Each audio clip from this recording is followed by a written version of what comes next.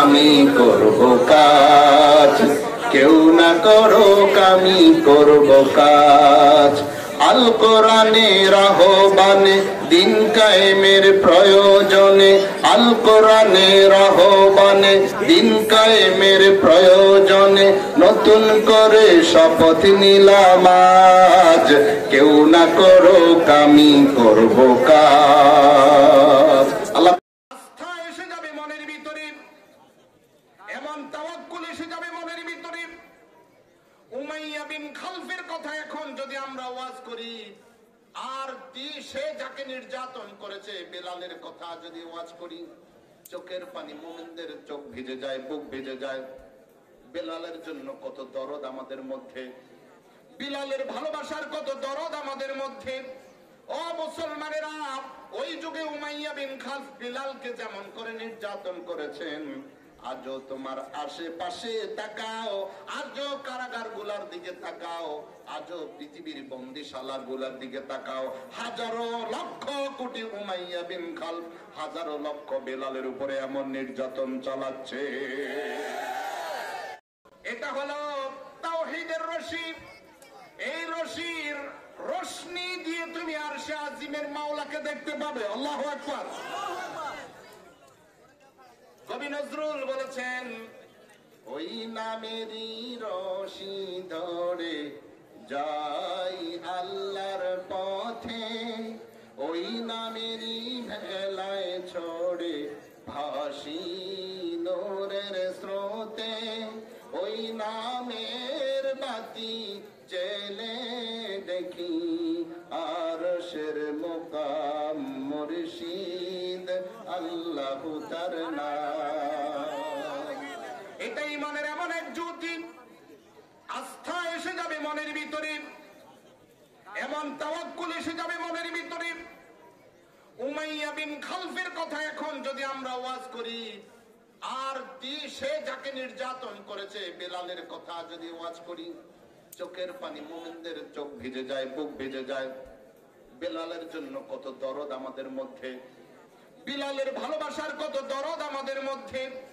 ও মুসলমানেরা, ওই যুগে উমাইয়া বিন খালফ বিলালকে যেমন করে নির্যাতন করেছেন, আজও তোমার আশেপাশে তাকাও, আজও কারাগার গুলার দিকে তাকাও, আজও পৃথিবীর বন্দিশালা গুলার দিকে তাকাও, হাজারো লক্ষ কোটি উমাইয়া বিন খালফ, হাজারো লক্ষ বেলালের উপরে এমন নির্যাতন চালাচ্ছে।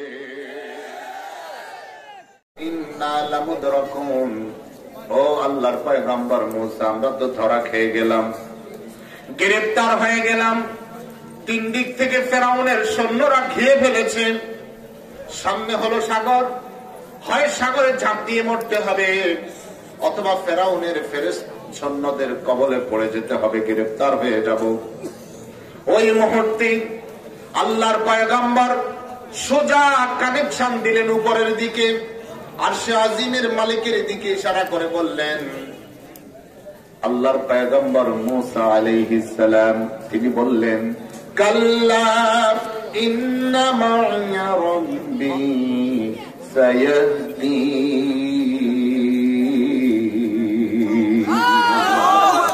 কখনো হতে পারে না এমন, আমার সঙ্গে আমার আল্লাহ আছেন, আমার আল্লাহ আমার যাওয়ার একটা রাস্তা তিনি বের করে দিবে।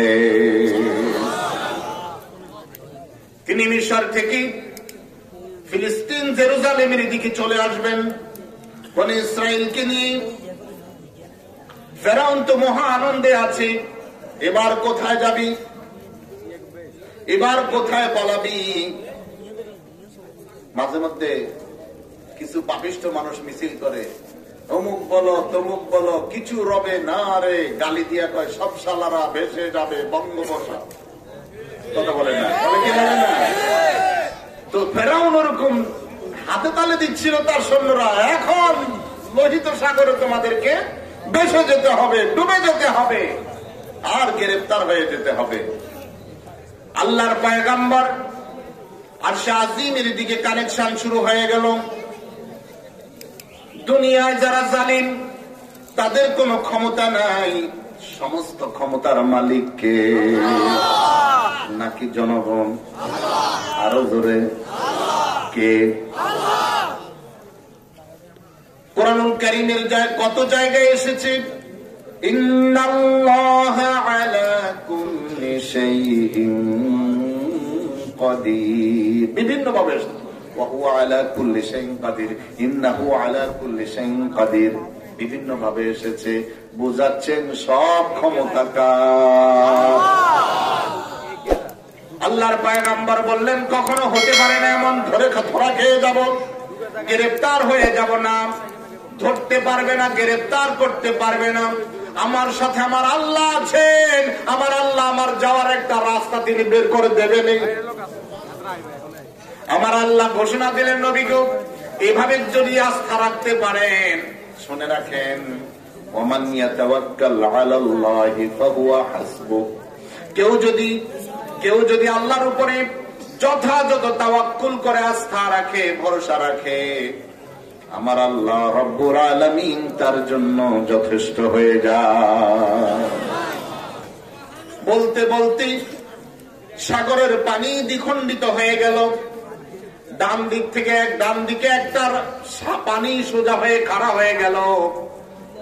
খালি চোখে কোনো প্রাচীর দেখা যায় না, কেমন যেন একটা প্রাচীর সব মানুষ পানিগুলাকে আটকায় রাখলো। একটু ফোঁটা পানিও ডানে পড়তে পারে না। আরেক পানির চাপ বাম দিকে খাড়া হয়ে গেল, দুদিক থেকে পানি খাড়া হয়ে গেল, মাঝখানে সোজা রাস্তা তৈরি হয়ে গেল। বনি ইসরাইল হযরত মুসা আলাইহিস সালামের নেতৃত্বে রাস্তায় চড়ে বসলো। তারা রাস্তার ওই পারে চলে গেলেন। ফেরাউন চিন্তা করলো, বাহ কি সুন্দর ব্যবস্থাপনা। তারাও উঠলো সবাই রাস্তায়। যেই বনি ইসরাইল মুসা আলাইহিস সালামের নেতৃত্বে পার হয়ে গেল, নেতৃত্ব হলো আল্লাহর পয়গম্বরের নেতৃত্ব কার? এই যুবকেরা মনোযোগ দিয়ে শোনো, আল্লাহর পয়গম্বর যাদের নেতৃত্ব দিয়েছেন তারা গজব থেকে বেঁচে গেছে।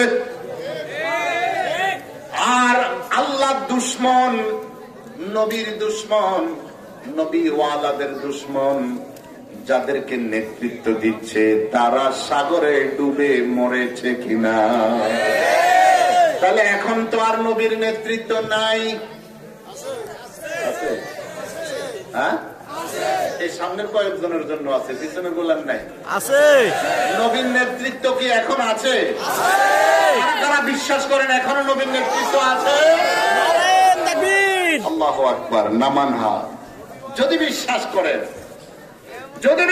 করেন তাহলে নবী কিয়ামত পর্যন্ত আসবে না। নবীর নেতৃত্ব দেবে নবী ওয়ালারা।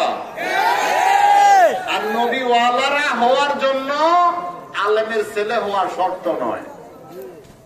একজন রিকশাওয়ালার ছেলেও নবীওয়ালা হয়ে যেতে পারে, কি পারে না? এটা কোন এমন এক কোরআন, হিন্দুদের ধর্মগ্রন্থ যেগুলি আছে, ব্রাহ্মণের ছেলে শুধু ব্রাহ্মণ হতে পারবে, একজন মুচির ছেলে কখনো ব্রাহ্মণ হতে পারবে না, গীতা ধরতেও পারবে না। কিন্তু আল্লাহর কোরআন এমন এক গ্রন্থ, অমুসলিমরাও স্টাডি করে মুসলমান হওয়ার সুযোগ আছে না? না। এই জন্য আল্লাহ কোরআনুল কারীমকে তিনি যেমন রব্বুল আলামিন, তিনি শুধু রব্বুল মুসলিমিন নয়, বরং তিনি হলেন রব্বুল আলামিন। যেই কোরআন তিনি নাজিল করেছেন এটা হলো যিকরুল লিল আলামিন। যার কাছে নাজিল করেছেন তিনি হলেন রহমাতুল লিল আলামিন, জগৎবাসীর রব, গোটা জগৎবাসীর জন্য হেদায়েত। যার কাছে আসলো গোটা জগৎবাসীর জন্য রহমত। সুবহানাল্লাহ, সুবহানাল্লাহ। আমি এই কথাটা বুঝাতে চাচ্ছি, নবীর নেতৃত্বে থাকলে, নবী ওয়ালাদের নেতৃত্বে থাকলে, কোরআনের ধারক বাহকদের নেতৃত্বে থাকলে আযাব গজব থেকে বাঁচা যাবে, দুনিয়াতেও, কথা বলে না, দুনিয়াতেও আখিরাতেও। আর যদি নবী ওয়ালাদের নেতৃত্বে না থাকতে পারি, কোরআনের নেতৃত্বে না থাকতে পারি, আল্লাহর ইজ্জতের কসম, আল্লাহর ইজ্জতের কসম। ওই যুগে ছিল ফেরাউন, তারপরে ছিল নমরুদ, তারপরে ছিল আবু জেহেল। তারা চলে গেছে। এই যুগেও আবু জেহেলের উত্তর সরি আছে না নাই? নমরুদের উত্তর সরি আছে না নাই? ফেরাউনের উত্তর সরি আছে না নাই? কিয়ামত পর্যন্ত থাকবে।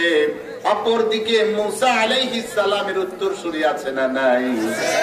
ইব্রাহিম আলাইহিস সালামের রূহানী সন্তানেরা আছে না নাই? যদি তোমার ঈমান ইব্রাহিমের মতো হয়ে যায়, যদি তোমার ঈমান ইব্রাহিমের মতো হয়ে যায়, তোমার জন্য অগ্নিকুণ্ডলী হবে ফুলের বাগান, তোমার জন্য ফাঁসির রশি হবে গাঁদা ফুলের মালা। আল্লাহু আকবার। আজ ভি হো जो इब्राहिम का ईमान पैदा, आज भी हो जो इब्राहिम का ईमान पैदा, आग कर सकती है एक अंदाज गुलिस्ता पैदा। अल्लाहु अकबर। आज যদি কোন মুসলমানের হৃদয়ে ইব্রাহিম আলাইহিস সালামের মতো ঈমান জাগ্রত হয়ে যায়, আগুনের কুণ্ডলীর উপরে দাঁড়িয়েও তিনি বললেন, জিবরিল তোমার কাছে কেন সাহায্য চাইব? আমি এমন আল্লাহর ইবাদত করি না যেই আল্লাহ তার বান্দার দুঃখ দুর্দশা চোখে দেখে না। আমি দুনিয়ার কোন অপরাধী হয়ে আজকে জাহান্নামে যাচ্ছি না, আগুনে যাচ্ছি না। দুনিয়ার কোন অপরাধে আমি অপরাধী অভিযুক্ত নই। কারো বাড়িঘর তিনি দখল, আমার সাথে কি আছেন আপনারা? মাঝে মাঝে তো টেস্ট করি, কই উত্তর তো দিতে পারেন না। দুনিয়ার কোন অপরাধে তারা অভিযুক্ত ছিলেন না। কারো বাড়িঘর দখল, কাউকে হত্যা তিনি কোন অপরাধের সাথে তারা জড়িত। তাহলে কোন অপরাধে তাদেরকে হত্যা করা হলো? হযরতে ইয়াহইয়া আলাইহিস সালামকে শুলিতে চড়াইয়া হত্যা করা হলো, শহীদ করা হলো। হযরতে জাকারিয়া আলাইহিস সালামকে দ্বিখণ্ডিত করা হলো। বনি ইসরাইল একদিনে প্রায় 70 জন নবীকে শহীদ করে দিলেন। এমন কোন নবী যায় নাই যেই নবীকে মারেন নাই কাফেররা। ছিল কি ছিলেন না? সব নবী মার খাইছে কি খান নাই? সব নবী জুলুমের শিকার হয়েছে কি হয়েন নাই? তাহলে ওই মাজলুমদের দল হলো ইসলাম। আল্লাহু আকবার বলেন। যুগে যুগে ইসলাম মাজলুম হয়েছে, জাতির লোকেরা বুঝে নাই। যখনই বুঝেছে, ইদা জাআ নাসরুল্লাহি ওয়াল ফাতহু ওয়া রাআইতান নাসা ইয়াদখুলুনা ফি দীনিল্লাহি আফওয়াজা। আল্লাহু আকবার। আবু জেহেলরা প্রচার করেছে, মুহাম্মদ যদি মক্কা দখল করে বাড়িঘর লুণ্ঠন করবে, মুহাম্মদ যদি মক্কা দখল করে নারীদেরকে দাসী বানাবে, পুরুষদেরকে হত্যা করবে, মুহাম্মদ যদি মক্কা দখল করে তাদেরকে যে মক্কা থেকে বিতাড়িত করা হয়েছে প্রতিশোধ নেবে। কিন্তু না, ওই আবু জেহেলদের প্রপাগান্ডা, ওই নাফরমানদের কাফেরদের প্রপাগান্ডা মিথ্যা পরিণত হলো। নবীজি মুহাম্মদুর রাসূলুল্লাহ সাল্লাল্লাহু আলাইহি ওয়াসাল্লাম বিনা রক্তপাতে আল্লাহর পবিত্র ভূমি মক্কা দখলে আনলেন। কোন বাড়িঘর লুণ্ঠন করলেন না, কোন নারীকে হত্যা করলেন না, কোন নারীকে বিধবা করলেন না, কারো বাড়িঘর লুটতরাজ করেন নাই। মানুষ যখন দেখতে পেল না, কাফেররা বলছে কি আসলে ইসলামের মধ্যে আছে কি? আজও আলেম ওলামা মুসলমানদের বিরুদ্ধে প্রপাগান্ডা আছে না নাই? বলা হয়েছে মুসলমানরা সন্ত্রাসী। আজ আফগানিস্তান প্রমাণ করতেছে মুসলমান সন্ত্রাসী নয়, সন্ত্রাসী লাল চামড়ার ইহুদি খ্রিস্টানেরা। মুসলমান আলেম ওলামা সন্ত্রাসী নয়, সন্ত্রাসী হলো বেনামাজি, বেরোজগারি, বেঈমান, সুদখোর, মদখোর, ঘুষখোর, জাতির বেঈমান সন্তানেরা তারাই হলো অপরাধী। মুসলমান অপরাধী নয়, মুসলমান সন্ত্রাসী নয়। আমাদের ডাক্তার দীপুমণি, মাননীয় শিক্ষামন্ত্রী মহোদয়, তিনি বলেছেন যে আলেম কখনো ধর্ষক হয় না, ধর্ষকরা আলেম সাজে। এটা বলছেন না? সন্ত্রাসী কখনো মুসলমান হয় না, মুসলমানের বেশ ধরে সন্ত্রাসীরা সন্ত্রাস করে। সম্মানিত হাজিরিন, তাহলে কি বোঝা যাচ্ছে? তারা দলে দলে মুসলমান হতে শুরু করলো। এখনো আলেমদের বিরুদ্ধে প্রপাগান্ডা, হুজুররা দেশ তারে খাইছে। কথা বলেন, এই প্রপাগান্ডা আছে না নাই? হুজুরেরা দেশ তারে খাইছে। আচ্ছা বলেন তো দেখি, স্বাধীনতার পর থেকে ধরে হুজুররা ক্ষমতায় আসছে? আসছে নাকি? 700 টাকার বালিশ 6000, 7000, 8000 টাকাকে হুজুরেরা বানাইছে? টাকাকে জাজিম কি হুজুরেরা বানাইছে? খাটের নিচে তেলের বোতলগুলি কি হুজুররা ঢুকাইছে? স্টিলের আলমারি ভর্তি টাকা কি হুজুররা ঢুকাইছে? না, হুজুররা খাওয়ার জন্য এখন পর্যন্ত সুযোগ পায় নাই। 2-4 জন যা আসে এদেরকে বাড়ি চালা দিয়েও 1 টাকা দুর্নীতি প্রমাণ করতে পারে না। ভাইয়েরা বাবারা, কোরআন মানুষকে সোনার মানুষ বানায়। সুবহানাল্লাহ বলেন।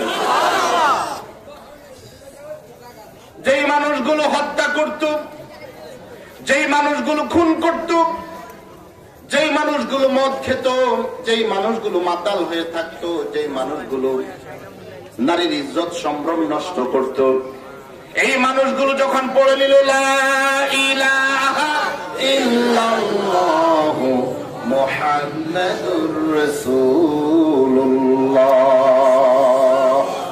এই মানুষগুলো হৃদয়ে যখন স্থান পেল, আল্লাহ ছাড়া কোনো মাবুদ নেই, ইসলাম ছাড়া কোনো রাজনৈতিক দল নাই, কোনো ধর্ম নাই, কোনো তন্ত্র নাই, কোনো মন্ত্র নাই, মুসলমানের রাজনৈতিক দল একটা, সেটার নাম কি? আপনি মানেন বা না মানেন সেটা ভিন্ন কথা। রাজনীতি যার যার, ইসলাম সবার। কথা বলেন, রাজনীতি যার যার, কোরআনটা সবার। মুসলমানের একটাই রাজনীতি, সেটার নাম কি? মুসলমানের একটাই দল, সেটার নাম কি? এজন্য কবরে ঢুকলেই আগে, ও ভাই মরার পরে কিন্তু দল চেঞ্জ করা যায় না। কথা বলেন, দল পরিবর্তন যা হয় এটা মরার আগে, দল পরিবর্তন যা হয় কি হয় কিসের আগে? মরার পরে কি দল চেঞ্জ করা যায়? এজন্য কবরে জিজ্ঞেস করবে ওমা দীনুক, কথা বলেন, এই প্রশ্ন আছে না নাই? কোন দল করতে, জীবন বিধান কি? এখন তো দল চেঞ্জ করা যাবে না। শোয়ানোর সময় বলে বিসমিল্লাহি ওয়া আলা মিল্লাতি রাসূলিল্লাহ, বলে কি বলে না? সেটা তো মিথ্যা কথা। হে সারা জীবন রাসূলের মিল্লতের বিরোধিতা করছে, সারা জীবন রাসূলের মিল্লতের বিরোধিতা করেছে। কেমনে তুমি বলো সে রাসূলের মিল্লতের উপরে থাকছে? এজন্য আমি আমাদের সভাপতি সাহেবকে বিনয়ের সাথে অনুরোধ করেছি, উনি অনুরোধ রেখেছে, আল্লাহ তৌফিক দিন, বলেন আমিন। কারণ হলো ভাই দেখেন, নামাজ পড়ে দেখানো যায় না, ডিসপ্লেতে আনার মতো নয়। নামাজ কি ডিসপ্লেতে আছে? রোজা রাখি, ডিসপ্লেতে রাখার মতো নাই।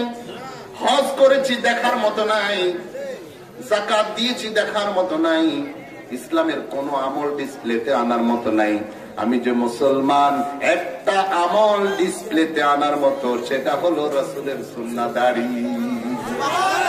এটা নিয়ে কবরে যাব, এটা আমার সাইনবোর্ড, এটা আমার সাইনবোর্ড। আমারে যারা কবরে শোয়াবে, আমার যদি এটা থাকে বিসমিল্লাহি ওয়া আলা মিল্লাতি রাসূলিল্লাহ, কথাটা 100% খাঁটি হবে। জানি না ভাই কে কখন মরে যাই, কে কখন চলে যাই, কোন দিন আমার আসল ঠিকানায় চলে যেতে হবে, কোন রাতটা আমার জীবনের শেষ রাত হবে, কোন শুক্রবারটা আমাদের জীবনের শেষ জুমা হবে, কোন মাসটা জীবনের শেষ মাস হবে, কোন কথাটা জীবনের শেষ কথা হবে, কেউ জানি না। আমি সময় পাবো কিনা দাড়ি রাখার, আমি বলবো এখন থেকে পাক্কা নিয়ত করেন, আল্লাহ আমি রসুলের মিল্লাতের উপরে যে আমার কবরে শোয়াবে, বিসমিল্লাহ ওয়া আলা মিল্লাতি রাসূলিল্লাহ, আমার এই কথাটা যেন একটুও ঠিক না হয়। এখন থেকে পাক্কা নিয়ত করলাম জীবনে কোনোদিন দাড়ি সাজবো না। রাজি আছেন?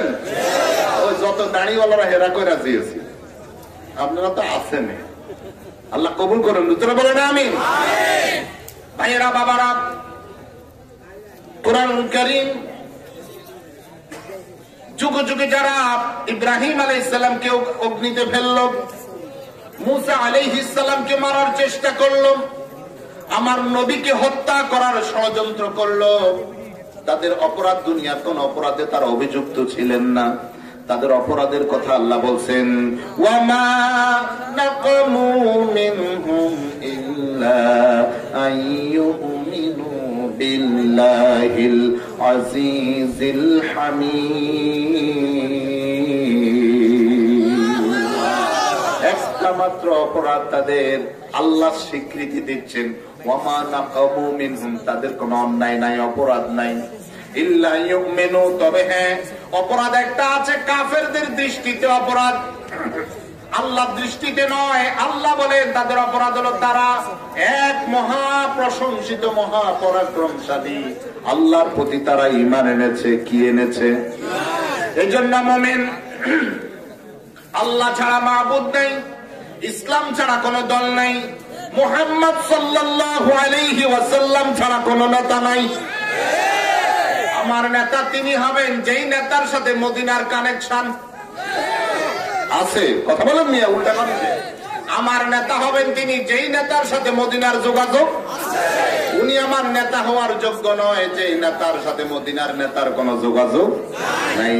আল্লাহ ছাড়া মাবুদ নাই, রাসূল ছাড়া নেতা নাই। বলেন আল্লাহ ছাড়া মাবুদ নাই, রাসূল ছাড়া নেতা নাই, ইসলাম ছাড়া নাই রে কোনো দিন, সেই দিনে আজ হরে শামিল কুল্লু মুসলিমিন। একটা দিনের মধ্যে শামিল হয়ে যেতে হবে। এই শামিল হলেই তোমার বিরোধিতা আসবে কি আসবে না? আল্লাহ বলেন তোমার বিরোধিতা যারা করবে এদের একটা পরিচিতি আছে, এরা মুজরিমিন, এরা হবে পাপিষ্ঠ। যত পাপিষ্ঠ মানুষগুলো ইসলাম এবং ইসলামী আন্দোলনের বিরোধিতা করবে, কোরআনের বিরোধিতা, ইসলামের বিরোধিতা, দাওয়াতের বিরোধিতা, কোরআনের আইনের বিরোধিতা, কোরআনের হুকুমতের বিরোধিতা। আমরা মুসলমান হিসাবে কি কোরআনের আইন চাই কি চাই না? সত্যি বলছেন তো? কোরআনের আইন চান? সবাই চান? কারা কারা চান দেখান? আল্লাহ আল্লাহু আকবার। আল্লাহ কবুল করো, জোরে বলেন আমিন। যদি কোরআনের আইন চান তাহলে আমি বলবো আম গাছে কি জাম ধরে নাকি? হ্যাঁ, আম গাছে জাম ধরে না, খেজুর গাছে বাদুর ঝুলে না। কলা বাদুর আছে না, খেজুর গাছে ঝুলবে? আম গাছে জাম ধরবে না। যদি আল্লাহর আইন চান তাহলে আল্লাহর আইনের পক্ষে কারা আছে তাদের সাথে যুক্ত হতে হবে। আল্লাহর আইন, আল্লাহর জমিন, এই জমিনের মালিককে, আমাদের মালিককে। আল্লাহ বললেন মালিকিন নাস, মানুষের মালিক আল্লাহ। মানুষের মালিক কে? আল্লাহ। ওয়ালিল্লাহুম্মা মালিকাল মুলক, এই রাজ্যের মালিক কে? তাহলে রাজ্যের মালিক যেহেতু আল্লাহ, আমাদের মালিক যেহেতু আল্লাহ, আমাদের চলা বলা, শয়ন স্বপন, নিদ্রা জাগরণ, উঠন বসন, কাজ কর্ম, আমাদের শ্বাস নিঃশ্বাস সব কিছু হবে কার জন্য? আল্লাহর জন্য। যখন কাজ করব, নবীজি মুহাম্মদুর রাসূলুল্লাহ, শুনতেছেন আমার কথা আপনারা? নবীজি মুহাম্মদুর রাসূলুল্লাহ সাল্লাল্লাহু আলাইহি ওয়াসাল্লাম কয় বছর বয়সে নবুয়ত পেয়েছে? 41 বছর মনে আসমানে বসবাস করেছেন, জমিনে কাদের সাথে? মানুষের সাথে, জ্ঞাতি গোষ্ঠীর সাথে। কাদের সাথে বসবাস করেছেন? জ্ঞাতি গোষ্ঠীর সাথে। চাচা, বাবা, চাচাতো ভাই, জ্যাঠাতো ভাই, বন্ধু বান্ধব, খেলার সাথে, বসার সাথে আছে কিনা? সবাই মিলে বসবাস করেছেন। এই মানুষটাকে 40 বছর গোটা সমাজ দেখেছে, গোটা সমাজ স্বীকৃতি দিয়েছে। জীবনে কোনোদিন মিথ্যা কথা বলছেন নাকি? ছোট্টবেলা মোদের নবী খেলতেন যখন মাঠে, দুষ্টামি তো করতেন না সে পরের ছেলের সাথে। ছোট্টবেলায় মোদের নবী খেলতেন যখন মাঠে, দুষ্টামি তো করতেন না সে পরের ছেলের সাথে। কিশোর নবীর আদর স্নেহ আমরা কেহ ভুলবো না, এসো সবাই দুরুদ পাঠাই সোনার মদিনা। কোনদিন মিথ্যা কথা বলেন নাই, কারোর সাথে মারামারি করেন নাই, কারোর হক নষ্ট করেন নাই, বরং মক্কার কুরাইশরা তাকে আল আমিন বলে উপাধি দিয়েছিল, তাই না? মক্কার মুশরিকরা, কাফেররা তাকে আমানতদার ভেবে তাদের সমস্ত মূল্যবান সম্পদগুলো কার কাছে আমানত রাখছে? নবীর কাছে। এরপরে দেখেন, খানায়ে কাবা সংস্কার হবে।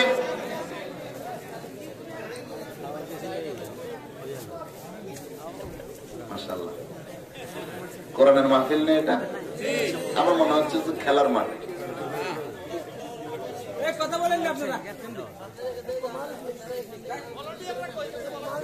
আরে মাঝে মাঝে ভলান্টিয়াররাই কথা করছে, আমার কাছে তো তাই মনে হচ্ছে। সুন্দর আয়োজন করেছেন, খুব সুন্দর একটি কোরআনের পরিবেশ। আপনারা এটাকে সম্মান করেন, তাহলে আল্লাহ তাআলা আপনাদের ইজ্জত রক্ষা করবেন। বলেন ইনশাআল্লাহ। আমি কি বলতে চেয়েছিলাম বলেন তো?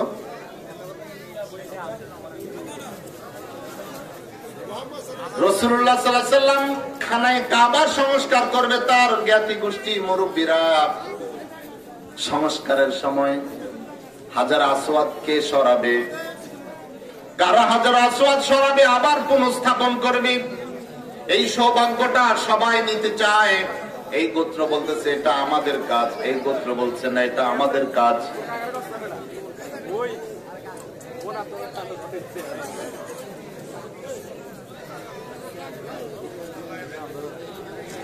আমার বদ অভ্যাস, আমি কেন যেন এই পরিবেশে যেন কথা বলতে পারি না, আমার বদ অভ্যাস।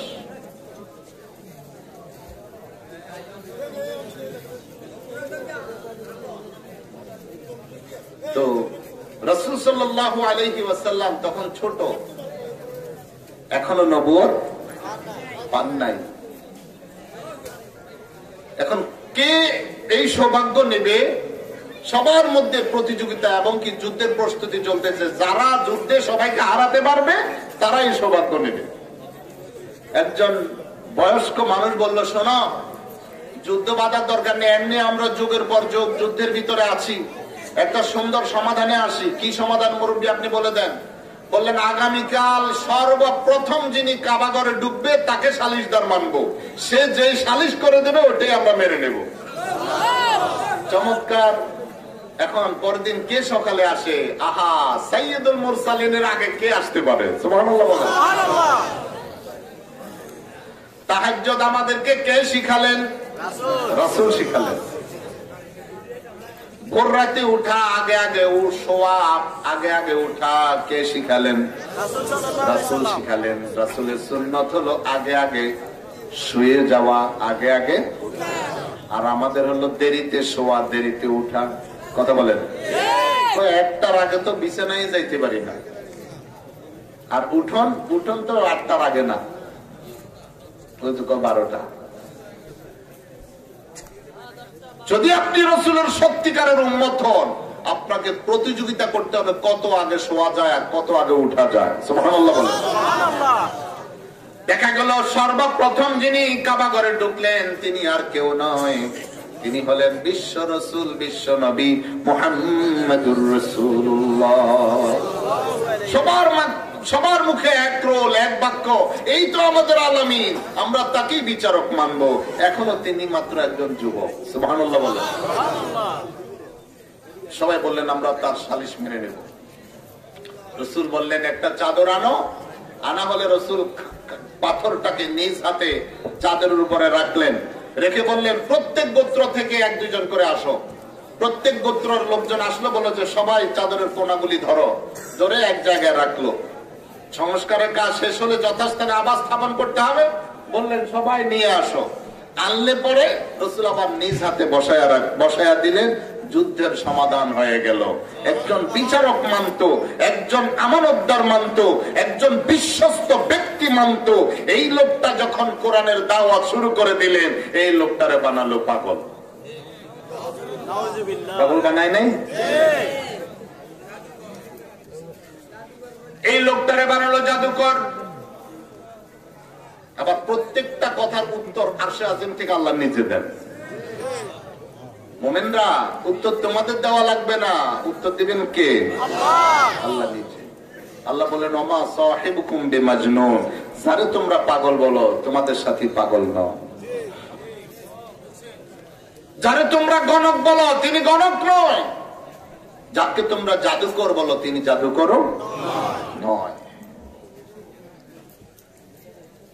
রাসূল সাল্লাল্লাহু আলাইহি ওয়াসাল্লাম যখন দ্বীনের দাওয়াত দিতে গেলেন, তাকে সবচেয়ে খারাপ মানুষ মনে করলো। আরো মজার একটা উদাহরণ দিই। মদিনায় যখন রাসূল হিজরত করলেন, তো সাহাবীগণের মধ্যে সবচেয়ে একজন বিচক্ষণ সাহাবী মদিনার আনসার ছিলেন আব্দুল্লাহ বিন সালাম রাদিয়াল্লাহু আনহু। ইহুদি ধর্মের এবং খ্রিস্টান ধর্মের বড় পণ্ডিত ছিলেন তিনি। আব্দুল্লাহ বিন সালাম রাদিয়াল্লাহু আনহু এসে বললেন, ইয়া রাসূলুল্লাহ, আমার জ্ঞাতি গোষ্ঠীরা আসবে আপনার কাছে, তাদের কাছে জিজ্ঞেস করবেন আমি কেমন মানুষ। পরবর্তীতে দেখবেন তাদের রূপ কেমনে পাল্টায়। আব্দুল্লাহ বিন সালাম রাদিয়াল্লাহু আনহুর জ্ঞাতি গোষ্ঠী আসলেন। আব্দুল্লাহ বিন সালাম রাদিয়াল্লাহু আনহু দরজার পিছনে লুকায়া থাকলেন। এমন অবস্থায় রাসূল জিজ্ঞেস করলেন, আচ্ছা বলো তো দেখি তোমাদের মধ্যে আব্দুল্লাহ বিন সালাম কেমন মানুষ? সবাই এক বাক্যে বলল, সে ভালো, তার বাবা ভালো, তার দাদা ভালো, তার গোষ্ঠী ভালো, সবচেয়ে ভালো পরিবারের সন্তান আব্দুল্লাহ বিন সালাম। এমন সময় আব্দুল্লাহ বিন সালাম রাদিয়াল্লাহু আনহু আড়াল থেকে বের হয়ে বললেন, তোমরা যে আমার পক্ষে এই সার্টিফিকেটটা দিলা, তাহলে এত ভালো যদি আমি হই, আমি সাক্ষ্য দিচ্ছি আশহাদু আল্লা ইলাহা ইল্লাল্লাহ ওয়া আশহাদু আন্না মুহাম্মাদান আবদুল্লাহি ওয়া রাসূলুহু। যেই তিনি কালিমার ঘোষণা দিলেন, তাৎক্ষণিক তাদের মুখ থেকে উল্টা বের হলো, আব্দুল্লাহ বিন সালাম আমাদের সমাজে সবচেয়ে খারাপ মানুষ, তার বাবা খারাপ, তার বাবা খারাপ, তার 14 গোষ্ঠী খারাপ। কিসের কারণে খারাপ হলো? কালিমার কারণে। কিসের কারণে খারাপ হলো? কালিমার কারণে। আজকে আপনার আমার সমাজে দেখেন, যেই ছেলেটা ইফতিজিং করে না, যেই ছেলেটা কোন মেয়ের দিকে চোখ তুলে তাকায় না, যেই ছেলেটা মদ খায় না, গাঁজা খায় না, বাবা খায় না, সিগারেট খায় না, যেই ছেলেটা টাকনুর উপরে প্যান্ট পরে টাকনুর নিচে পড়ে না, যেই ছেলেটা এক ওয়াক্ত নামাজ কাজাই করে না, যেই ছেলেটা সমাজের মানুষকে দেখলে আগে আগে সালাম দেয়, শুধুমাত্র আল্লাহর দ্বীন মানার কারণে, কোরআন মানার কারণে, ইসলাম মানার কারণে আপনারা ওই ছেলেটাকে সন্ত্রাসী বানিয়ে, মাদক সেবী বানিয়ে, তাকে ওই মাদক সেবীদের সাথে হাজতে দিয়ে দিচ্ছে।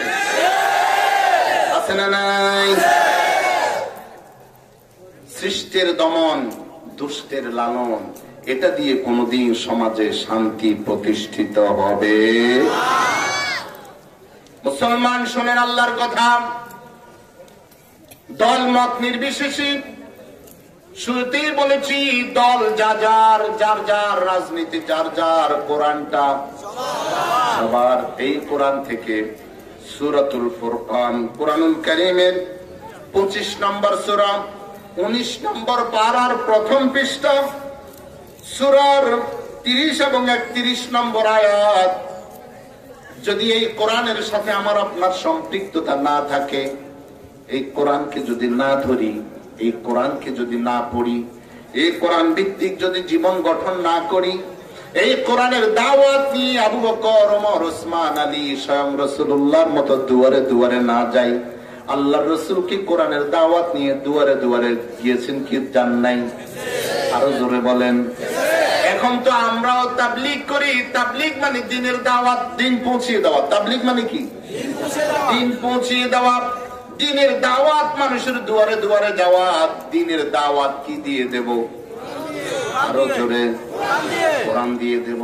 কারণ আল্লাহ বলছেন, ইয়া আইয়ুহার রাসূলু বাল্লিগ মা উনজিলা ইলাইক ফাইল্লাম তাফআল ফামা বাল্লাগতা রিসালাতা। ওগো রাসূল, আপনি তাবলীগ করুন। কি তাবলীগ করব? মা উনজিলা ইলাইকা, যা আমি আপনার উপরে নাজিল করেছি। রাসূলের উপর আল্লাহ কি নাজিল করছে? তার মানে এই কোরআনের তাবলীগ করেন আপনি। যদি আপনার তাবলীগ কোরআন ছাড়া কোন ব্যক্তির হয়, কোরআন ছাড়া অন্য কিছুর হয়, অন্য কোন দলের হয়, অন্য কোন গোষ্ঠীর হয়, কোন মাযহাবের হয়, কোন তরিকার হয়, কোন অন্য কোন ফিরকার হয়, কোরআনকে বাদ দিয়ে কোরআন প্রতিষ্ঠার জন্য যদি তোমার তাবলীগ না হয়, তাহলে তুমি আল্লাহর এই পয়গাম পৌঁছাও নাই। এখন দেখেন, আমাদের দাওয়াত হচ্ছে পীরানি দাওয়াত, অমুক পীরের মুরিদ হন। কথা বলেন। আমাদের দাওয়াত, আসেন আমরা এই পথে আসি। মাসে 3 দিন, বছরে 1 চিল্লা, একটা দাওয়াত। আবার এটা তো মোটামুটি ভালোর দিকে আছে। আরেকটা দাওয়াত হচ্ছে অমুক দলে যোগ দিন। কথা বলেন, আছে না নাই? এরাও কি মুসলমানের সন্তান? তাহলে আল্লাহ দায়িত্ব দিলেন, আপনি তাবলীগ করুন যেটা আপনার কাছে আপনার রবের পক্ষ থেকে নাজিল হয়েছে। তার মানে হচ্ছে আমার দাওয়াত হবে কোরআনের দাওয়াত। আমার দাওয়াত হবে কিসের দাওয়াত? আমার দাওয়াত হবে কোরআনের দাওয়াত। আমার এই লিখনে দিয়ে আমি ওয়ালের সাথে চিকা মারবো, আমার ফেসবুকে আমি দাওয়াতি কাজ করব, একমাত্র কোরআনের দাওয়াত। যদি আমি আল্লাহর বান্দা হই, রাসূলের উম্মত হই। রাজি আছি যুবকেরা? এখন থেকে কি কোরআনের দাওয়াত দিতে পারবো? মরণ পর্যন্ত কোরআনের দাওয়াত দিব। দেখো আল্লাহকে, আল্লাহু আকবার। আল্লাহ তুমি কবুল করো, জোরে বলেন আমিন। আল্লাহ বলছেন, যদি কোরআনের দাওয়াত না দাও, যদি কোরআনের পক্ষে না থাকো, যদি কোরআনকে না ধরো, না পড়ো, না বুঝো, যদি কোরআন প্রচার প্রসার প্রতিষ্ঠার সংগ্রামে নিজেকে জড়াও, তাহলে রাসূল কিয়ামতের দিন বলবেন, ওয়াকালার রাসূল, রাসূল বলবেন, ইয়া রাব্বি, হে আমার রব, ইন্না কওমি ইত্তাখাযু হাযাল কুরআনা মাহজুরা। আমার সম্প্রদায়ের লোকেরা, আমার উম্মতের মধ্য থেকে একটা শ্রেণী তোমার কোরআনকে পরিত্যাগ করেছে। এখন আপনি আমি যে কোরআনের দাওয়াত দেব, যারা কোরআন পরিত্যাগ করেছে তারা কিন্তু বসে থাকবে না। শুনতেছেন কথা? তাহলে মানুষ এখন 2 ভাগ হয়ে গেল। এক ভাগ কোরআনের পক্ষে, আরেক ভাগ কোরআনের বিপক্ষে। এখন কোরআনের পক্ষে যারা থাকবে, কোরআনের দাওয়াত যারা দেবে, কোরআনের তাবলীগ যারা করবে, কোরআনের বিধান প্রতিষ্ঠার জন্য যারা চেষ্টা করবে, আর যারা কোরআনকে চাবে না, বুঝবে না, মানবে না, ধরবে না, প্রতিষ্ঠার আন্দোলনে শামিল হবে না, তারা কিন্তু বসে থাকবে না। তারা নিজেরা প্রতিষ্ঠিত হওয়ার জন্য তোমাদেরকে সর্বশক্তি দিয়ে জমিনের সাথে মিশিয়ে রাখার চেষ্টা করবে।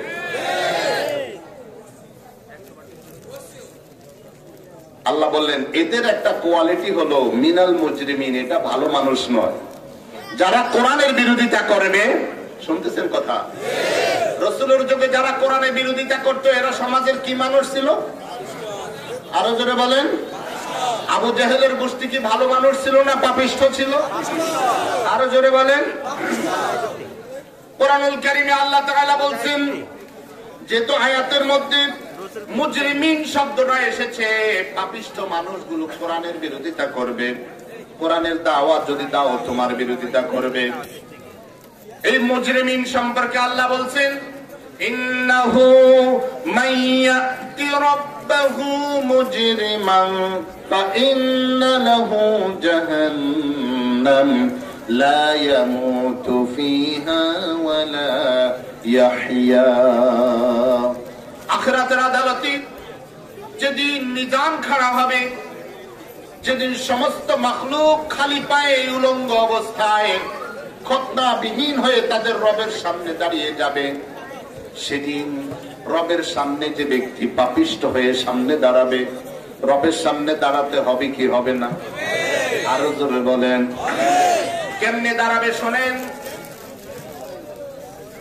আল্লাহ রাব্বুল আলামিন বলছেন, যেদিন এই বিচার কায়েম হবে, ওয়ায়াতি ইয়াউমাল কিয়ামাতি ফারদা, একজন একজন করে আল্লাহর সামনে দাঁড় করাবেন। ওয়াস সামাওয়াতু মাতওয়িয়াতুম বিয়ামিনিহি, সাত আসমানকে আল্লাহ তাআলা পেঁচায়া নিজের ডান হাতে পেঁচাবেন। আল্লাহু আকবার। ওয়াল আরদু কবদাতুহু ইয়াউমাল কিয়ামা, সাত জমিনকে, জমিনের সমস্ত কিছু সহ নিজের মুষ্টির মধ্যে নিয়ে নেবেন। আল্লাহু আকবার। আল্লাহ কত বড়! শুধু আল্লাহু আকবার যে বলি, আকবারটা সুপারলেটিভ ডিগ্রি, মুবালাগা, ইসমে তাফজিল, এর চেয়ে বড় আর কেউ নাই। আরো জোরে নাই। এর চেয়ে কেউ হতে পারে না। সূর্য পৃথিবী থেকে কত বড়? 13 লক্ষ গুণ যদি বড় হয়, সূর্যের সামনে একটা পৃথিবী হলো একটা বিশাল মাঠের মধ্যে একটা ছোট্ট চেয়ারে বসে, কত বড় চেয়ার মতো না? ওই সূর্যের কাছে এক একটা নক্ষত্র পৃথিবীর কাছে একটা চেয়ার, যেমন সূর্যের কাছে পৃথিবীটা যেমন একটা চেয়ারের মতো, এক একটা নক্ষত্রের কাছে এক একটা সূর্য ওইরকম চেয়ারের মতো। আবার এক একটা গ্যালাক্সির কাছে এক একটা নক্ষত্র এরকম চেয়ারের মতো, ফুটবলের মতো। আবার সমস্ত গ্যালাক্সি গুলো ব্ল্যাক হোলের কাছে ওইরকম ফুটবলের মতো। এই সব কিছুর নিচে, সব কিছু হলো প্রথম আসমানের নিচে। যত গ্যালাক্সি আছে, ব্ল্যাক হোল আছে, নক্ষত্র আছে, সব কিসের নিচে? আরো জোরে বলেন। আসমানের নিচে। আসমান কত বড়! আসমান কত বড়! এবার এই আসমান গুলো, সাত আসমানের উপরে আরশে আজিম, আরশে আজিম কত বড়! আল্লাহু আকবার। আর আরশে আজিম যেখানে আল্লাহর কুরসি, ওয়াসিআ কুরসিয়ুহুস সামাওয়াতি ওয়াল আরদ, আসমান জমিন সব কিছুর সীমানাকে তলে নিয়ে এসেছে, একেবারে এটাকে সমস্ত কিছুকে ঘিরে রেখেছে, আওতাধীন করে রেখেছে আল্লাহর কুরসি। অতএব আল্লাহু আকবার। আল্লাহ কত বড়! আল্লাহ মহান। আল্লাহ সাত জমিনকে মুষ্টির ভিতরে নিবেন, মুষ্টির ভিতরে নিয়ে একজন একজন করে সামনে দাঁড় করাবেন। সামনে দাঁড় করানোর পরে আল্লাহ রাব্বুল আলামিন এবার যেদিন হিসাব নেবেন, সেদিন ওই ব্যক্তির বিরুদ্ধে রাসূল স্বয়ং মামলা দায়ের করবেন। মামলা দায়ের করার পরে আল্লাহ রাব্বুল আলামিন দুনিয়ার জীবনে নীতিমালা দিয়ে দিলেন, শোনো, আমার একটা নীতিমালা আছে। নীতিমালাকে আরবিতে বলে সুন্নাত। নীতিমালাকে আরবিতে কি বলে? সুন্নাত বলে। এই জন্য আল্লাহ দুই ভাবে বললেন, ওয়ালান তাজিদা লিসুন্নাতিল্লাহি তাবদীলা ওয়ালান তাজিদা লিসুন্নাতিল্লাহি তাহওয়িলা। আল্লাহর রীতিনীতির কোন ব্যতিক্রম তুমি পাবে না, আল্লাহর সুন্নতের বরখেলাপ তুমি কিছু পাবে না। আল্লাহ যেটা বলেন সেটাই করেন। আল্লাহ বললেন, ইন্নাহু মাইয়াতি রাব্বাহু মুজরিমা, সেদিন আমার সামনে অপরাধী হয়ে যে দাঁড়াবে, আমার সামনে অপরাধী হয়ে যে দাঁড়াবে, ফাইন্না লাহু জাহান্নাম, আমি তার জন্য নির্ধারণ করে রেখেছি জাহান্নাম। এমন জাহান্নাম লা ইয়ামুতু ফিহা ওয়া লা ইয়াহইয়া, যেই জাহান্নামে মরবেও না, বাঁচার মতো বাঁচতেও পারবে না। আল্লাহ বললেন, ওয়াকাযালিকা জাআলনা লিকুল্লি নাবিয়্যিন আদুওয়াম মিনাল মুজরিমিন, এমনি ভাবে আমি প্রত্যেক নবীর জন্য পাপিষ্ঠদের মধ্য থেকে একদলকে আমি নবী বিরোধী বানিয়েছি। তাদের কাজ শুধু নবীর বিরোধিতা করা, নবীর বিরোধিতা করা। নবীর বিরোধিতা মানি, ম্যান হিসাবে নবীজি কিন্তু তারা তাদের কাছে খারাপ ছিল না। নবীজি কি ম্যান হিসাবে তাদের কাছে খারাপ ছিল না, তাদের নবীর দাওয়াতটা ছিল তাদের কাছে খারাপ।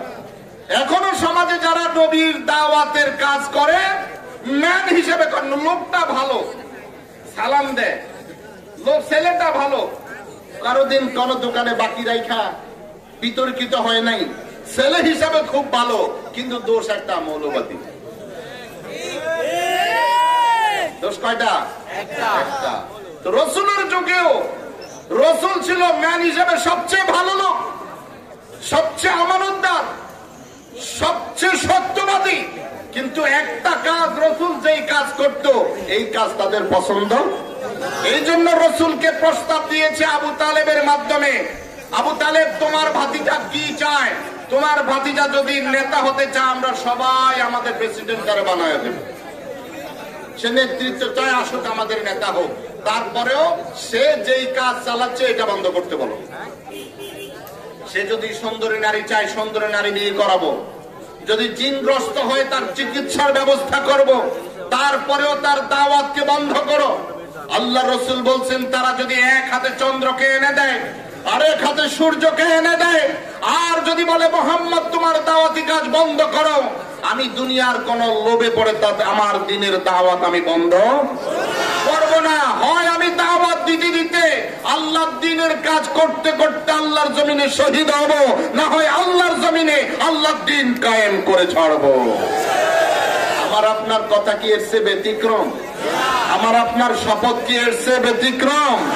আমাদেরকে পদ দিয়ে করে মুসলমান, কোন মুসলমান সত্যিকারের তাদের কোন পদের লোভ দিয়ে তাদেরকে ইসলামী আন্দোলন, ইসলাম প্রচার প্রসারের কাজ থেকে বিরত রাখা যাবে না।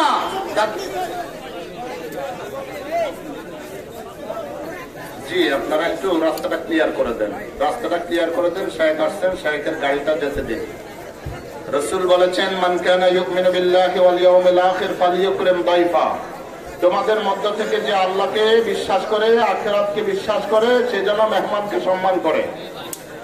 মেহমানকে সম্মান করুন, মেহমানের গাড়িটা যেতে দিন, মেহমানকে সম্মানের সাথে তার গন্তব্যে পৌঁছতে দিন। আল্লাহ তৌফিক দিন, জোরে বলেন আমিন। আমি বলতে চাচ্ছি আল্লাহ তাআলা বলেন ওয়াকাযালিকা জাআলনা লিকুল্লি নাবিয়্যিন আদুওয়াম মিনাল মুজরিমিন। আমি প্রত্যেক নবীর জন্য পাপিষ্ঠদের মধ্য থেকে একজন, আমি পাপিষ্ঠদের মধ্য থেকে শত্রু নির্ধারণ করেছি। তবে যারা আল্লাহর দ্বীনের কাজ করবে, একটু তাসবিহ পড়েন, সুবহানাল্লাহ আলহামদুলিল্লাহ লা ইলাহা ইল্লাল্লাহ, সুবহানাল্লাহ আলহামদুলিল্লাহ লা ইলাহা ইল্লাল্লাহ, সুবহানাল্লাহ আলহামদুলিল্লাহ লা ইলাহা ইল্লাল্লাহ। শান্ত হয়ে বসে যান, শান্ত হয়ে বসে যান। আলোচনা আপনারাই যদি করেন তাহলে যিনি আলোচনা করতেছেন তার আলোচনা ব্যাঘাত ঘটবে। আপনারা মুখ বন্ধ রাখেন, কথা বলবেন না। আমি কি শুরু করতে পারি আলোচনা? আল্লাহ বললেন ওয়াকাযালিকা জাআলনা লিকুল্লি নাবিয়্যিন আদুওয়াম মিনাল মুজরিমিন। এমনি ভাবে আমি প্রত্যেক নবীর জন্য পাপিষ্ঠদের মধ্য থেকে শত্রু নির্ধারণ করেছি। নবীর বিরোধিতা যে করবে তার কোয়ালিটি কি? পাপিষ্ঠ। তবে নবীওয়ালা কাজ যারা করবে, নবী তো চলে গেছেন, নবীর দাওয়াত বন্ধ, কিয়ামত পর্যন্ত কারা চালাবে? এই যদি বলেন আমি চালাবো, কারা চালাবে? এক হাত মুষ্টিবদ্ধ করে আকাশের দিকে তুলে দিয়ে বলেন এখন এই কাজ কারা করবে? আমরা নয়, বলেন আমি করব। এই কাজ কারা করবে? আমি করব, আমি।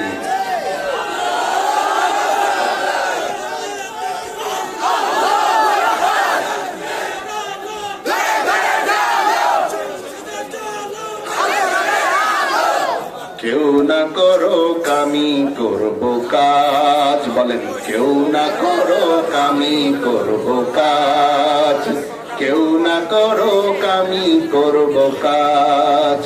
আল কোরআনের আহ্বানে দিন কায়েমের প্রয়োজনে, আল কোরআনের আহ্বানে দিন কায়েমের প্রয়োজনে নতুন করে শপথ নিলাম আজ, কেউ না করুক আমি করব কাজ।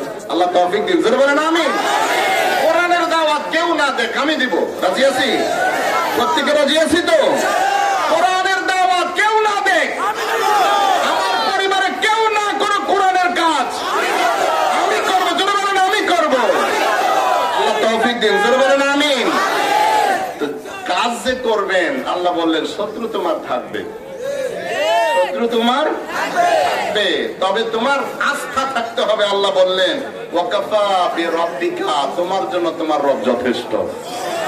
তোমার রব, তোমার জন্য তোমার রব যথেষ্ট।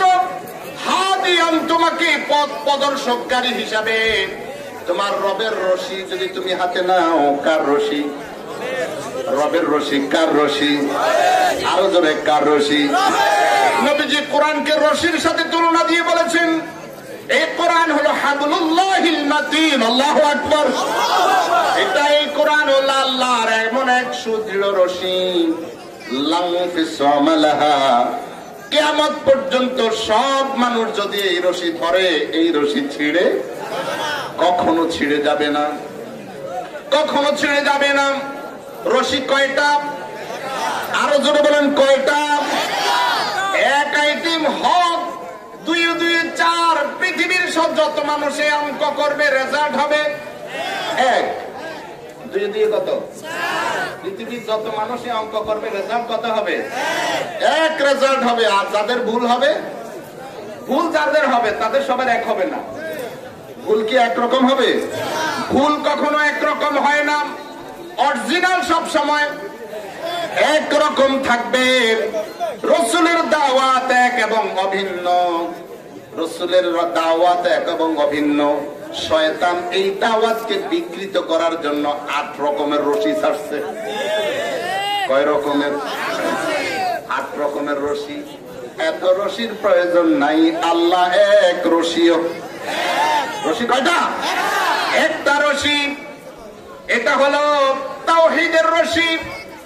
এই রশির রোশনি দিয়ে তুমি আরশে আজিমের মাওলাকে দেখতে পাবে। আল্লাহু আকবার। কবি নজরুল বলেছেন ওই নামেরই রশি ধরে যাই আল্লাহর পথে, ওই নামেরই ভেলায় ছড়ে ভাসি নূরের স্রোতে, ওই নামের বাতি জেলে দেখি আরশের মুকাম মুর্শিদ আল্লাহু তার নাম। এটাই মনের এমন এক জ্যোতি, আস্থা এসে যাবে মনের ভিতরে, এমন তাওয়াক্কুল এসে যাবে মনের ভিতরে। উমাইয়া বিন খালফের কথা এখন যদি আমরা ওয়াজ করি, আর সে যাকে নির্যাতন করেছে বেলালের কথা যদি ওয়াজ করি, চোখের পানি মুমিনদের চোখ ভিজে যায়, বুক ভিজে যায়। বেলালের জন্য কত দরদ আমাদের মধ্যে, বিলালের ভালোবাসার কত দরদ আমাদের মধ্যে। ও মুসলমানেরা, ওই যুগে উমাইয়া বিন খালফ বিলালকে যেমন করে নির্যাতন করেছেন, আজও তোমার আশেপাশে তাকাও, আজও কারাগার গুলার দিকে তাকাও, আজও পৃথিবীর বন্দিশালা গুলার দিকে তাকাও, হাজারো লক্ষ কোটি উমাইয়া বিন খালফ, হাজারো লক্ষ বেলালের উপরে এমন নির্যাতন চালাচ্ছে। এরে আল্লাহর বান্দা, তুমি উমাইয়া বিন খালফকে লানত করো, তুমি আবু জেহেলকে লানত করো। আবু জেহেল আমার নবীর মাথা ফাটাইয়া নবীর উপর অত্যাচার করেছে। এখন কি তুমি দেখো না তোমার মতো হাজারো আবু জেহেল নবীর দাওয়াত যারা দিচ্ছে তাদের মাথা ফাটাইতেছে?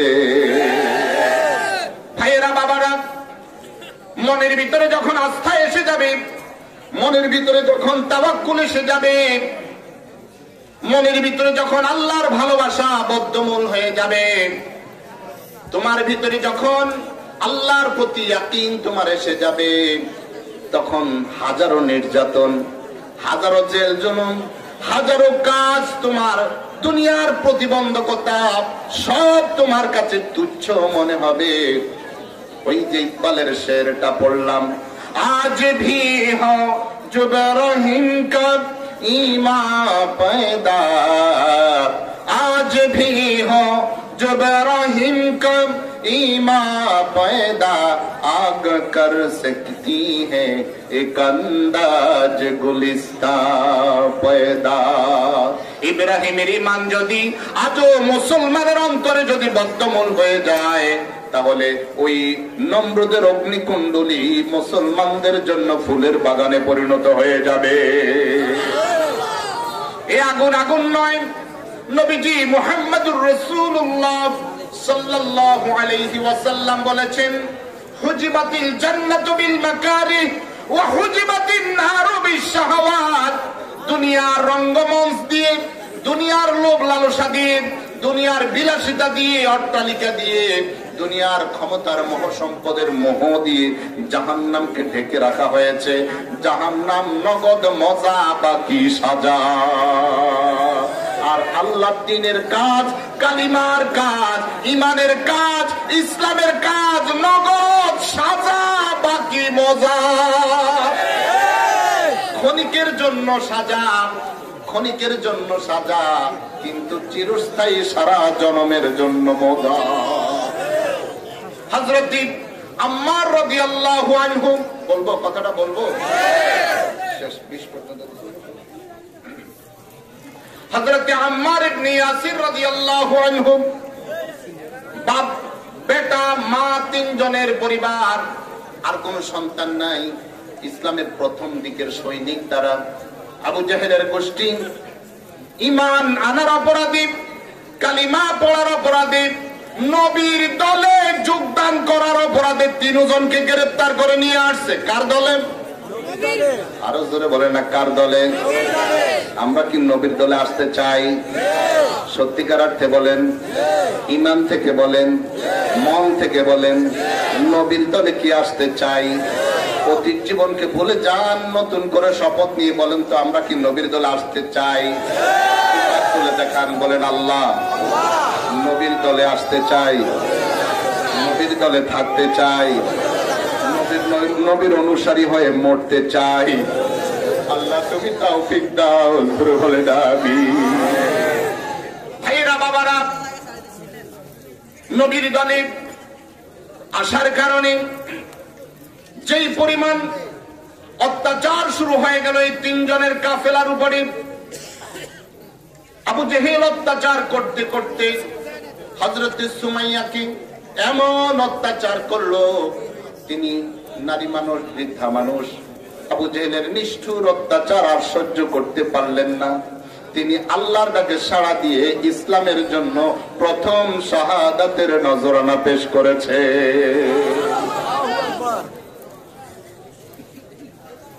প্রথম নজরানা পেশ করে চলে গেলেন। এবার ইয়াসিরের উপরে চলতেছে অত্যাচার।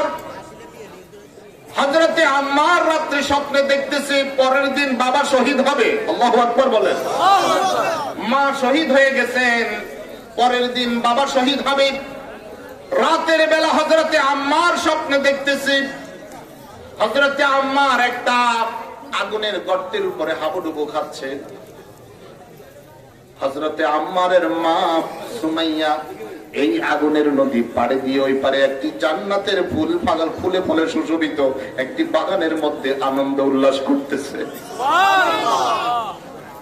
হযরতে আম্মার বলেন, আমি এই পারে দেখতেছি আমার বাবা ইয়াসির ওই আগুনের নদীর ভিতরে হাবুডুবু খাচ্ছে। আমি পাড়ে দাঁড়াইয়া দাঁড়াইয়া দেখতে পেলাম আমার মা এই নদী পাড়ে দিয়ে ওই পারে জান্নাতে চলে গেছে। আমি আমার বাবাকে লক্ষ্য করে বললাম, বাবা আমার দিকে ফিরে এসো না, আমার মায়ের দিকে ফিরে যাও, দেখো আমার মায়ের দিকে, এই জাহান্নামের আগুনের নদী পাড়ে দিয়ে তিনি জান্নাতে চলে গেছেন। আমার মায়ের সাথে মিলিত হয়ে যান, আমার দিকে ফিরে আসবেন না। তিনি তার বাবাকে এই অবস্থায় দেখে নসিহত করে তিনি ঘুম ভেঙে গেল। তার ঘুম ভেঙে গেল। পরদিন দিনের বেলা তার বাবা ইয়াসির রাদিয়াল্লাহু আনহু তিনিও শহীদ হয়ে গেলেন। আমি বুঝাতে চাচ্ছি, সত্যিকারে যদি আল্লাহর প্রতি আমাদের ঈমান থাকে, নবীর দলের সৈনিক হতে চাই, ইসলামের পক্ষের সৈনিক হতে চাই, কোরআনের ধারক বাহক হতে চাই, ইসলাম নামক জীবন বিধান দিয়ে নিজের জীবনকে রাঙাতে চাই, জন্য আল্লাহ বলছেন এজন্য আল্লাহ বলছেন সিবগাতাল্লাহ ওয়া মান আহসানু মিনাল্লাহি সিবগা ওয়া নাহনু লাহু আবিদুন। আল্লাহর রঙে রঙিন হই। কার রঙে? আল্লাহর রঙে। আরো জোরে, আল্লাহর রঙে রঙিন হই। আল্লাহ রাব্বুল আলামিন কি পছন্দ করেন, আল্লাহ যা পছন্দ করেন আমিও তা পছন্দ করি। আরো জোরে বলেন, আল্লাহর পছন্দ আমার পছন্দ হবে কিনা? আল্লাহ আমার জন্য পছন্দ করেছেন ইসলাম। কথা বলে না, আল্লাহ আমার জন্য কি পছন্দ করেছেন? কেন? আল্লাহ কি সূরা মায়েদায় বলে নাই ওয়া রাদিতু লাকুমুল ইসলাম, আমি তোমাদের জন্য ইসলাম নামক জীবন বিধানকে সন্তুষ্ট চিত্তে মনোনীত করেছি, আমি খুশি হয়েছি তোমাদের জন্য ইসলাম মনোনীত করে। আর তোমরা খুশি হচ্ছ ধর্ম নিরপেক্ষ মতবাদ নিয়া, তোমরা খুশি হচ্ছ জাতীয়তাবাদ নিয়া, সমাজতন্ত্র নিয়া। মুসলমান, আল্লাহ তো তোমার প্রতি কত অনুগ্রহ করেছেন, কত দয়া করেছেন, তোমার প্রতি আল্লাহ কত অনুগ্রহ দয়া করেছেন। তোমাকে কোন ইহুদি নাসারার পরিবারে পাঠান নাই, জন্মের পরে তোমাকে আশহাদু আল্লা ইলাহা ইল্লাল্লাহ দিয়ে বরণ করে নিয়েছেন। তোমার মা নামাজ পড়ে পড়ে তোমার মঙ্গলের জন্য এখনো দোয়া করতেছে, দোয়া করেছে। অতএব যে আল্লাহর কাছে কল্যাণ কামনা করে মা বাবা আমাদের জন্য হায়াতে তাইয়্যিবা খুঁজতেছেন, যেই মা বাবা আমাকে আশহাদু আল্লা ইলাহা ইল্লাল্লাহ আশহাদু আন্না মুহাম্মাদুর রাসূলুল্লাহ বলে দুনিয়াতে বরণ করে নিয়েছেন, আমার বাকি জীবনটা আমরা আজকে তাফসীরুল কোরআন মাহফিল থেকে এই শপথ নিতে চাই, আমার বাকি জীবন, আপনার বাকি জীবন এই কালিমার উপরে, আশহাদু আল্লা ইলাহা ইল্লাল্লাহর উপরে, আশহাদু আন্না মুহাম্মাদুর রাসূলুল্লাহর উপরে বাকি জীবন কাটাবো ইনশাআল্লাহ। আরো জোরে ইনশাআল্লাহ। আল্লাহ আমাদেরকে তৌফিক দিন। আমাদের জন্য কে যথেষ্ট? আর কিছু দরকার আছে? আল্লাহ আমাদের জন্য যথেষ্ট। মাল্লাহুল মাওলা ফালাহুল কুল, যার পক্ষে আল্লাহ আছে তার পক্ষে সব কিছু আছে। আল্লাহ আমাদেরকে সারা জীবন আল্লাহর গোলাম হিসাবে বাঁচিয়ে রেখে আল্লাহর গোলাম হিসাবে আল্লাহর সাথে সাক্ষাৎ করার তৌফিক দান করুন। আমিন। আসসালামু আলাইকুম ওয়া রাহমাতুল্লাহি ওয়া বারাকাতুহু।